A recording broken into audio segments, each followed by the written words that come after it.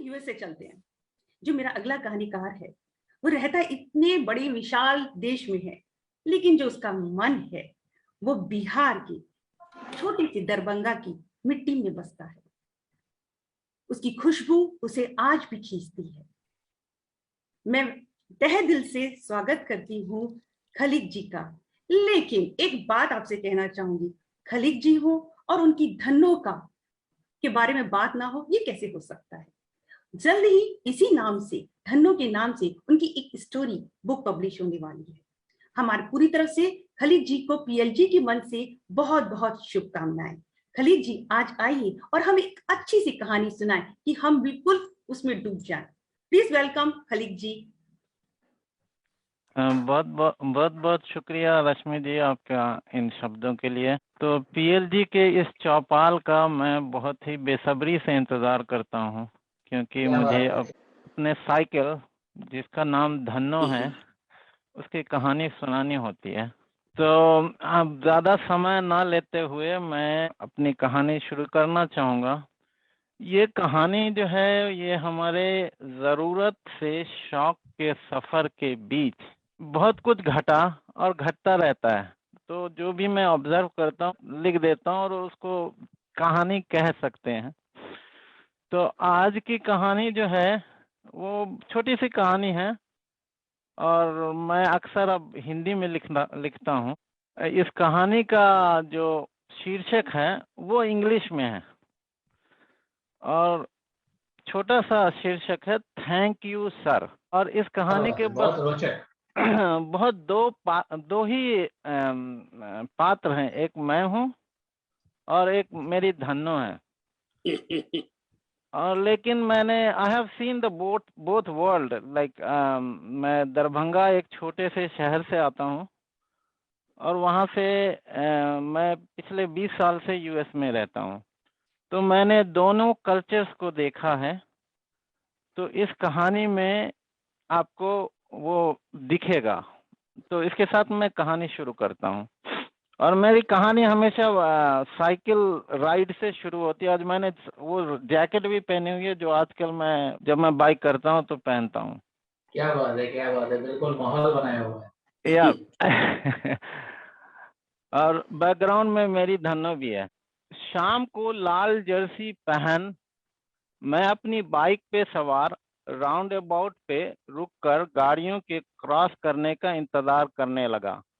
सामने से आती हुई कार तेज रफ्तार में थी, लेकिन मुझे देखते ही धीमे हो गई ताकि मैं रोड क्रॉस कर सकूं। आधी सड़क पार करने के बाद दूसरी ओर से आ रही गाड़ी ने भी बड़ा दिल दिखाया और मुझे पहले जाने का संकेत दिया। धन्नो ड्राइवर्स के शिष्टाचार से बहुत खुश नजर आई। मैंने कहा, धन्नो यह कोई नई बात तो नहीं है, यहाँ पैदल चलने वालों का भी बड़ा सम्मान है। पेडिस्ट्रियन इज ऑलवेज राइट, यहाँ का मूल मंत्र है। धन्नो बोली कि मंत्र का जाप करना और मंत्र को अपने व्यवहार में शामिल करना दो अलग अलग बातें हैं। क्या बात है, क्या बात है, बहुत बड़ी बात। धन्नो फिर यादों में खो गई। याद है वो शाम तुम घर लौट रहे थे, थोड़े थके थे और अपनी रफ्तार में एटलस साइकिल के साथ जा रहे थे। कार वाला हमारे पीछे जोर जोर से हॉर्न बजाता हुआ आया। उसे साइड मिलने में थोड़ी देरी क्या हुई, पास आकर बोला, मेरी कार ही मिली थी मरने के लिए।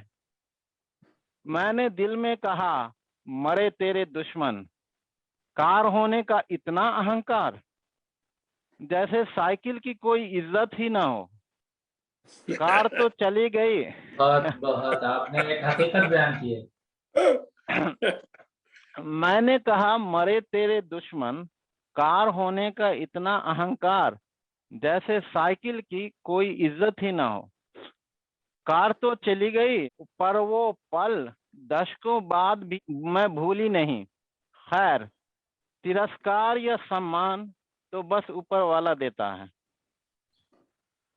धन्नो, जीवन में हालात बहुत कुछ सिखाते हैं। तेरे साथ रहकर सहनशील होना सीखा, संकीर्ण सड़क कैसे साझा करनी है हम बखूबी जान गए। तेज भागने वालों की धौंस सहकर भी विचलित ना होकर अपनी औकात में रहकर चलते रहना। धन्नो बोली, कभी चलते चलते हमारी चैन उतर जाती थी और तुम चैन चढ़ाते हुए पसीना पसीना हो जाते थे। जीवन की रेस में भी कितनी समानता है, बस चलते रहना है। एक बॉलीवुड का गाना याद आ गया। एक रास्ता है जिंदगी जो थम गए तो कुछ नहीं, ये कदम किसी मुकाम पे जो जम गए तो कुछ नहीं। धन्नो, तुम्हें रहमत भाई याद हैं? तुफैल भाई सुनिएगा जरा आप, इसमें दरभंगा की यादें हैं। जी जी जी इरशाद। धन्नो, तुम्हें रहमत भाई याद हैं? दरभंगा में नीम चौक किला घाट के पास साइकिल ठीक करने की छोटी सी दुकान थी। जी जी मैं हर 3 महीने पर उनके पास तुम्हें ले जाना नहीं भूलता था। वो टायर, ब्रेक, चेन और बाकी कल पुर्जे सब चेक कर तुझे बिल्कुल दुरुस्त करके लौटाते थे। फिर वहां एक छोटू भी था जो कपड़े से पूरी साइकिल को साफ कर बिल्कुल चमचमा देता। मैं जब तुम्हें लेने जाता तो लगता मायके से तेरी विदाई हो रही है। रहमत भाई साथ में सौगात, साइकिल का तेल भी देते और कहते इसे चैन पे डालते रहिएगा, साइकिल हल्की रहेगी। जैसे मखमली जुल्फों को संवारते रहने से हुस्न और निखरता है। मुझे अमेरिका आके, ओह थैंक यू मुझे अमेरिका आके कुछ दिन ही हुए थे और ऑफिस का पहला हफ्ता था। मुझे अमेरिका आके कुछ दिन ही हुए थे और ऑफिस का पहला हफ्ता था। बगल के कमरे में बॉस का ऑफिस था। सुबह सुबह ऑफिस बॉय को मैंने उसके कमरे में जाते देखा। थोड़ी देर बाद आवाज आई, थैंक यू सर। मैंने सोचा बॉस का कोई बॉस होगा, लेकिन कमरे से बस ऑफिस बॉय निकला। फिर वो मेरे कमरे में आया, ऑफिस साफ कर चला गया। मैंने चुपचाप अपना कमरा बंद कर लिया, जैसे उस पर कोई ध्यान ही ना हो। बाद में मुझे पता चला बॉस ने ऑफिस बॉय को ही थैंक यू सर बोला था। साफ सफाई के सम्मान में बॉस का सर बोलना और वहीं मेरा उसे नजरअंदाज कर देना मुझे अपने ही नजरों में गिराए जा रहा था। मेरा खामोश अंदाज और बचपन में कार वाले का कहा अब शब्द एक जैसा ही लग रहा था। क्या बात।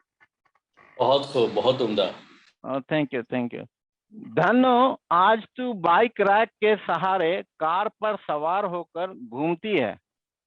तेरा बोझ कार उठाकर अपने मन का बोझ हल्का कर रही है। बचपन में तुझसे मिलने वाला कार का ड्राइवर नादान रहा होगा। कार को थैंक यू जरूर कह देना। कार ना होती तो तुझे शहर की ट्रेल पर कौन ले जाता। धन्नो हंसकर बोली, बचपन में तुझे ऐसे ही समझाया करती थी। हाँ धन्नो, वो तो है, तूने जीना सिखाया। हमसे तहजीब का दामन नहीं छोड़ा जाता, हमसे तहजीब का दामन नहीं छोड़ा जाता। दश्त वहशत में भी आदाब लिए फिरते हैं। वाह ये शेर फराग रोहवी का है। और एक दुआ है कबीर दास का, वो भी मैंने इसमें लिखा है। मीठी वाणी बोलिए मन का आपा खोए, औरन को शीतल करे आपू शीतल होए। Thank you. बहुत उम्दा, बहुत बहुत बढ़िया, बहुत बहुत बढ़िया सर, बहुत बढ़िया। बहुत बढ़िया, बहुत खूबसूरत, धन्नो को सुनना हमेशा ही अच्छा लगता अच्छा रहता है। राइट, बहुत Thank you so खूबसूरत much. क्लिक भाई। धन्नो के माध्यम से जो Thank you. संदेश मिलता है उसे भी सुनना जी, बहुत जी। अच्छा। जी जी सच में। इसलिए मैं थैंक यू सर कहें तो कुछ और मत समझ लीजिएगा। हाय, हम तो इसलिए हम वही thank you Bihari Khalil- mentality है। खलील भाई